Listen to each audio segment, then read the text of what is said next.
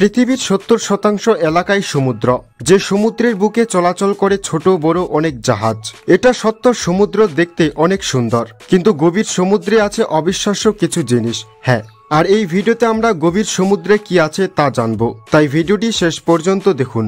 সাধারণত সমুদ্রে 200 মিটার গভীর পর্যন্ত সূর্যের আলো থাকে, আর সমুদ্রে 200 মিটার গভীরের পর ধীরে ধীরে সূর্যের আলো কমতে থাকে, এবং সমুদ্রের 1000 মিটার গভীরে সূর্যের আলো একদমই থাকে না। আর তাই এই গভীর সমুদ্রে ঘন অন্ধকার, এবং কি এই গভীর সমুদ্রে তাপমাত্রাও অনেক কম, যার জন্য এখানে প্রচন্ড ঠান্ডা। এছাড়া এই গভীর সমুদ্রে জলের চাপ অনেক বেশি, আর এই গভীর সমুদ্রে জলের চাপে মানবদেহ চূর্ণ বিচূর্ণ হয়ে যাবে।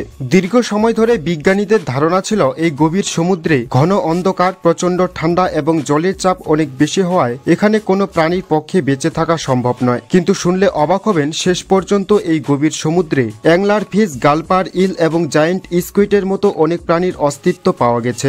গভীর সমুদ্রে আছে ডুবে যাওয়া অনেক সাবমেরিন। এছাড়াও গভীর সমুদ্রে আছে ডুবে যাওয়া হাজার হাজার জাহাজ। আর গভীর সমুদ্রে থাকা এই জাহাজগুলো কোনোটি বাণিজ্যিক জাহাজ, কোনোটি যুদ্ধ জাহাজ, আবার কোনোটি যাত্রীবাহী জাহাজ।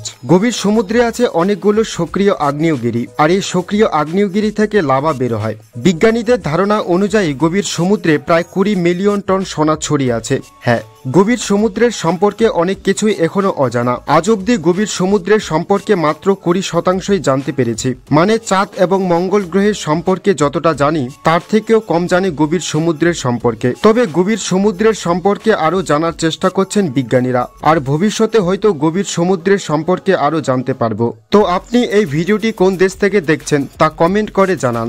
ভিডিওটিতে একটা লাইক করুন এবং চ্যানেলটি সাবস্ক্রাইব করুন।